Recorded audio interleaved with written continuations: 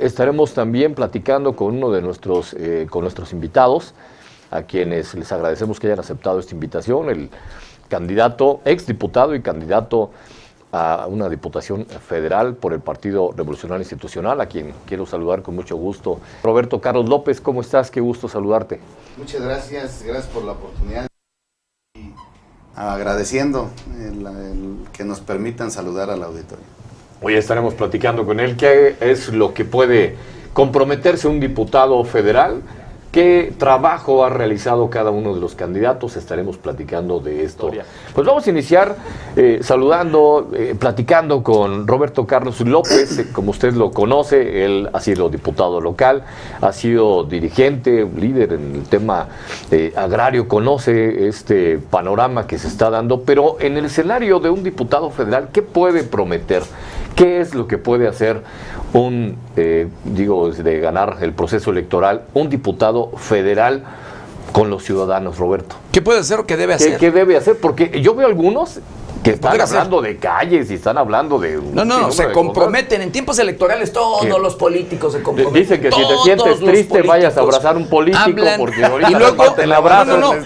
Pero luego, además, prometen lo que ni siquiera les corresponde. Claro. Sí. Pero bueno, vamos a escuchar al candidato. Roberto. La principal función de un diputado es hacer leyes y regular las normas de convivencia de los ciudadanos. Luego, en esta época y sobre todo en los últimos 15 años se ha ido tergiversando la función, porque también hay una batalla entre quienes ostentan el poder por demeritar a la función legislativa. En la vida republicana que tenemos los mexicanos, pues los diputados representan a un poder que implícitamente es el pueblo representado en unos cuantos. Y en resumen específico, el diputado hace leyes. ¿A qué yo me estoy comprometiendo a que tengan un buen diputado? Yo he tenido la fortuna de ser regidor en Morelia, de tener una dirigencia estatal, municipal, todas ganadas por elección, por asamblea electiva. Y en mi trayectoria, luego fui diputado local, en mi trayectoria a mí no me asusta eso de ir a competir y a ganarme la confianza y en base a la credibilidad que uno siembra, asumir compromisos de trabajo. ¿Qué ando haciendo yo? Comprometiéndome a que tengan un buen diputado.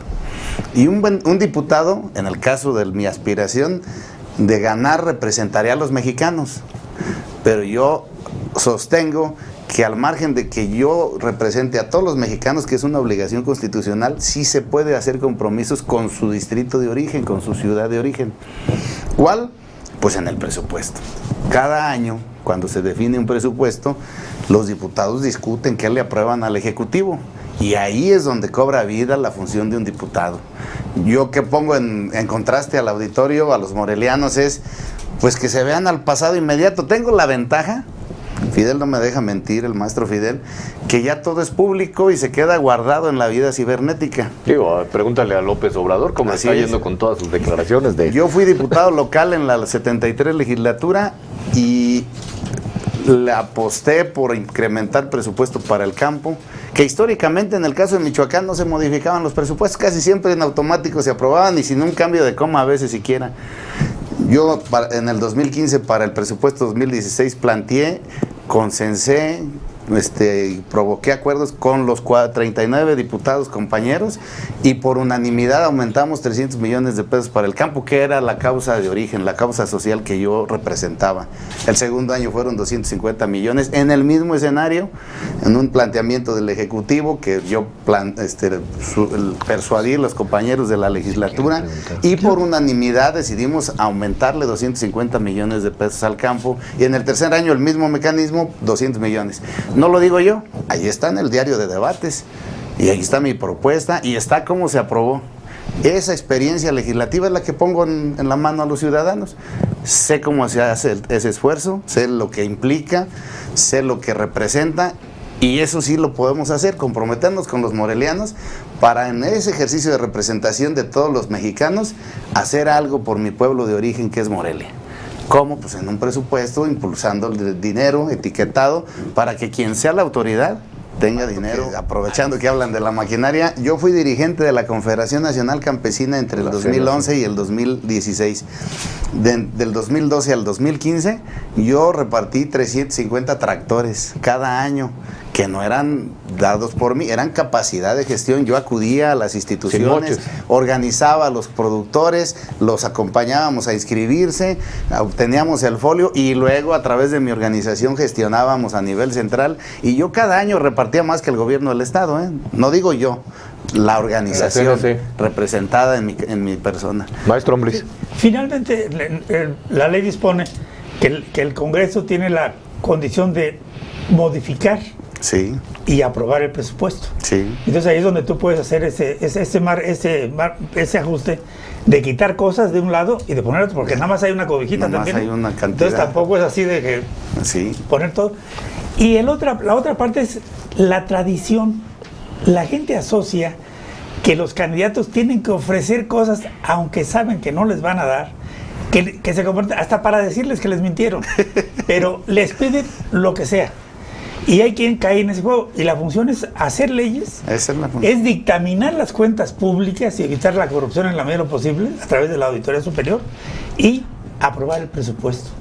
No, y es sencillo, la Alianza Va por México está planteando que recuperemos en primera instancia como agenda política la salud, que es un precepto que se incorporó en el texto constitucional, y hoy en día el gobierno de la República lo ha deteriorado, al grado que entre mayo y julio no tendrán medicamentos los mexicanos.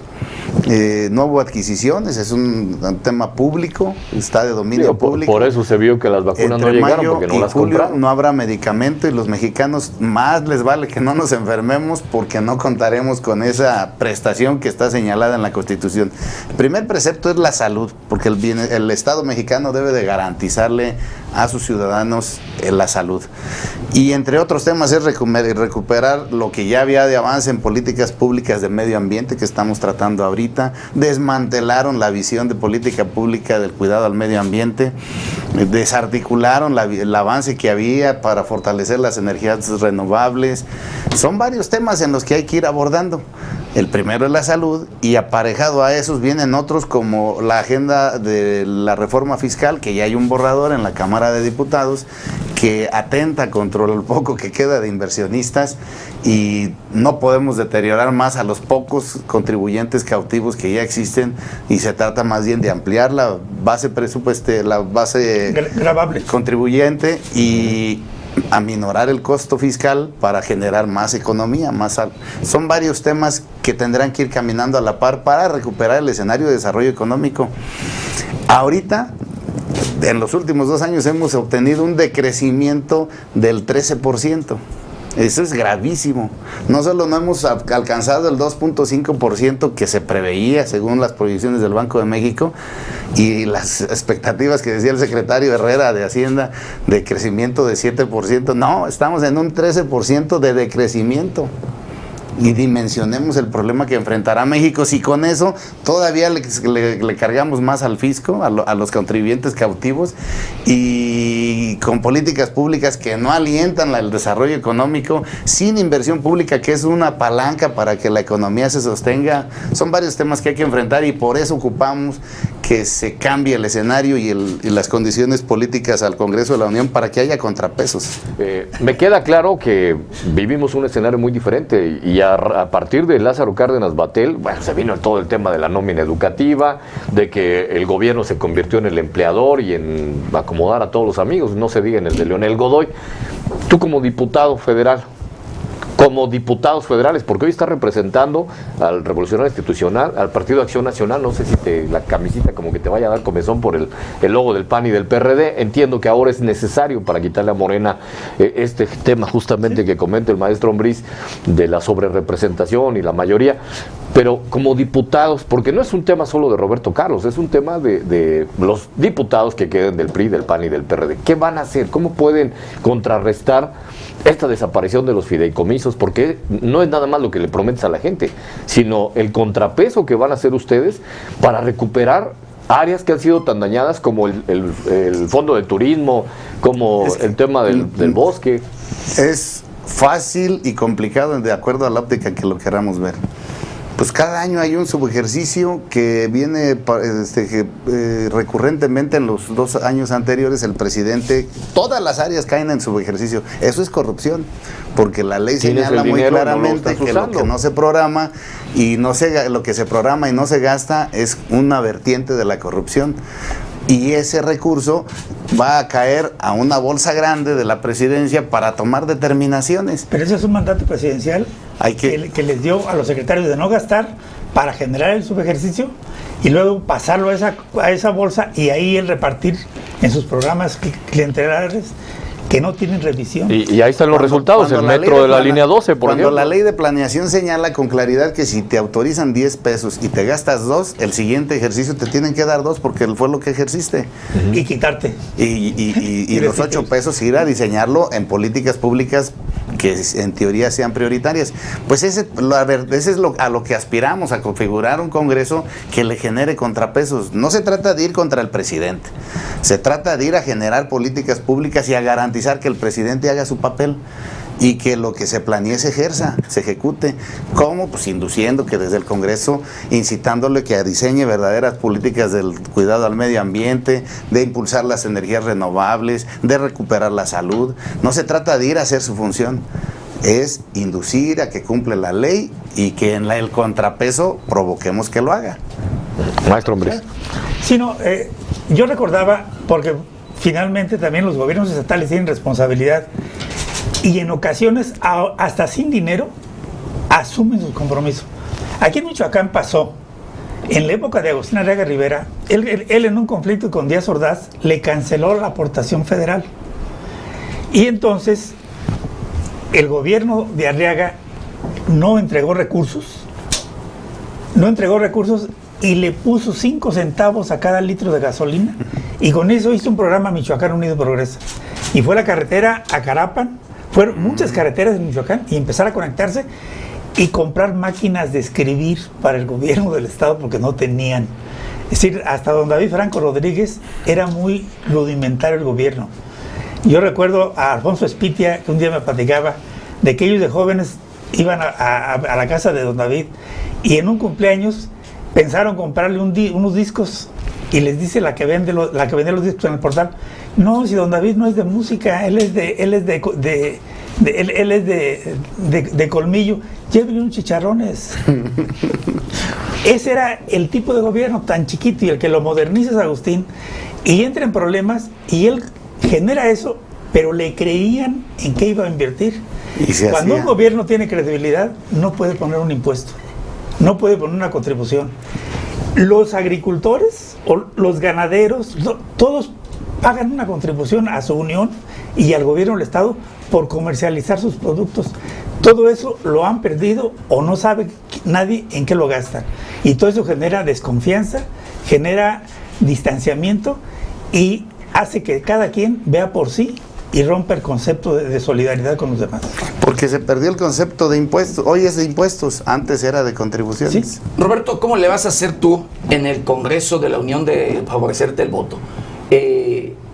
Conviviendo con la derecha, con el Partido Acción Nacional, cuando siempre han sido, de ideologías totalmente diferentes. ¿Cómo le vas a hacer cuando incluso todavía hace unos meses, y me estoy refiriendo hace unos meses, todavía en el año pasado, pero hace unos meses, el propio PRI tenía denunciado al Partido Acción Nacional por unos hechos y demás, para no señalar más? ¿Cómo le vas a hacer cuando no hay o no había coincidencias todavía hace unos cuantos meses?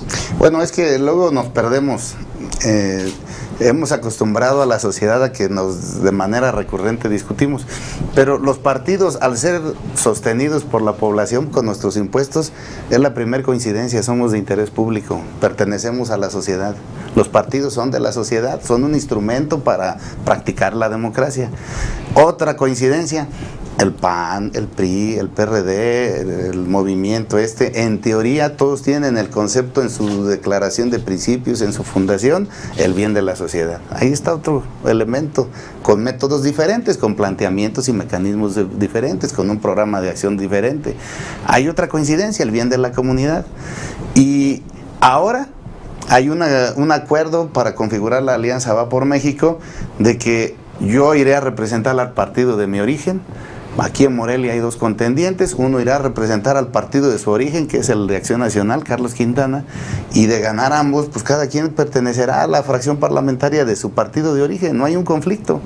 Tenemos muy clara la agenda en mi partido, tenemos muy clara la ruta que debemos ir a impulsar, y en temas donde entren conflictos de visiones, pues habrá que ir a configurar un punto común para trabajar el propósito de la coalición. Pudiera ser un poco el ejemplo de cuando los partidos se unen para el referéndum de Pinochet y ganar que se vaya. Y entonces era izquierda, derecha, en términos medios, todos al sí, que se vaya. Sí. Y la Junta buscando cómo se quedaban. Entonces gana el sí y se va Pinochet, y el grupo se queda y ayudan al primer presidente de transición a solventar los problemas que hay en toda transición, en todo esto. Y entonces es un poco eso, en ese sentido, sí, sin perder su esencia de origen. Su esencia. Es decir, ahorita estamos frente al riesgo de la pérdida o de la quiebra democrática. ¿Esa es la prioridad? Ese es el riesgo, y lo que queremos detener es eso. Yo no sé qué vaya a pasar, yo no le veo mucho futuro a esta alianza o esta coalición, y lo digo valga, porque sí, claro, todavía, repito, retomando y diciendo hace unos meses apenas recientemente, el PAN siempre señaló y ha señalado al PRI de ser de los más corruptos, de hacer, de deshacer y demás, en todos los sentidos. El propio PAN constantemente al PRI. No sé, ahora coinciden en ese sentido, todo por un objetivo. Yo cito el discurso de aniversario del PRD dice el viejo PRI, y entonces no sabe uno si es el PRI o los que están en el gobierno, que es el viejo PRI. Sí, el viejo PRI. Pero el golpe va dado hacia al PRI. Claro. Pepe, yo traslado mi experiencia de la legislatura. Yo ya cité mi aportación en el temas del campo. Obtuve el respaldo de los 39 diputados del PRI, del PAN, del PRD, de Morena, MC. Pues el tema, la función del diputado es ir a construir acuerdos y no necesariamente cortarse las venas por una doctrina partidaria. Si el propósito central es servirle a los mexicanos, pues hay que hacer talento de alegato político. Yo no veo ni siquiera por qué discutir con el presidente, ni por qué discutir con un diputado de Morena. Es que no se trata de eso, hay que ir a construir acuerdos. Exactamente, eso es lo que se tiene que hacer. Y que privilegiemos el bien de la sociedad. Pues si el propósito de cualquier partido es el bien de la sociedad, hay que usar el talento suficiente para convencer a los contendientes partidarios de que esta es una buena argumentación y que es para el bien de la sociedad. Ahí está lo que yo ofrezco a la población, la experiencia para poder construir. Diputado, exdiputado, perdón, candidato. Todavía le falta, espérate, todavía no llega el 6 de julio. Siempre lo conocimos pues como diputado, cuando lo entrevistamos, pues sabemos que te tienes que retirar y nada más. Pues ya lo estás corriendo tú. No, si él se quiere quedar aquí, le seguimos. Muchas gracias, pero hay que seguir ando correteando el convencimiento a los ciudadanos. ¿Se queda la chuleta? No, el voto. El voto. Pues nada más, antes de que te vayas, porque ese va a ser la introducción al siguiente tema, quiero escuchar tu opinión. No te puedo decir sin decirnos qué opinas de este suceso de la línea 12. La tragedia. La tragedia, la corrupción, la irresponsabilidad. No sé cuál es el calificativo para ti en una palabra que podría definirlo y danos tu comentario. Es que una palabra no sería suficiente. La sociedad le dio el voto de confianza a ese movimiento, porque anhelamos los mexicanos, yo me incluyo, anhelamos que ya no haya corrupción, que se acabe la impunidad. Y resulta que este periodo es más corrupto, más autoritario, más dominante. Antes había organismos desconcentrados que convocaban a las adquisiciones. Hoy lo decía una persona, una dama, la oficial mayor de Hacienda. Ella decide todas las compras.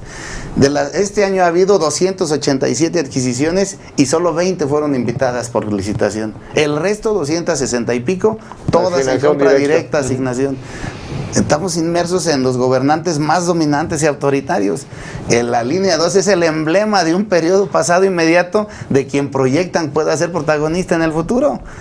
Está inmerso, que dijo, por cierto, acuérdense, que costaba, por decir una cifra, 10 pesos y costó 1,000 esa línea, y ahí están los testimonios. Antes de inaugurarse, muchos mexicanos tenemos memoria corta, millones, una cosa pero así, antes ¿no? de inaugurarse, 2 estaciones colapsaron, antes de arrancar en funciones esa línea. Era evidente que lo que sucedió antier iba a pasar. Pues una Porque línea incluso mal construida, llena de corrupción, esa es la distinción de esa línea. Corrupción, y lo vinculamos evidentemente al gobierno.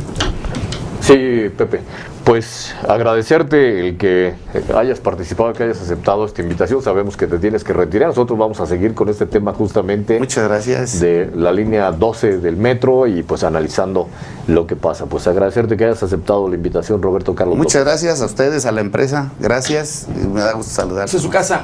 Muchas Roberto, gracias. ese es su espacio. Buenas noches. Gracias. Un saludo a todos. Buenas noches.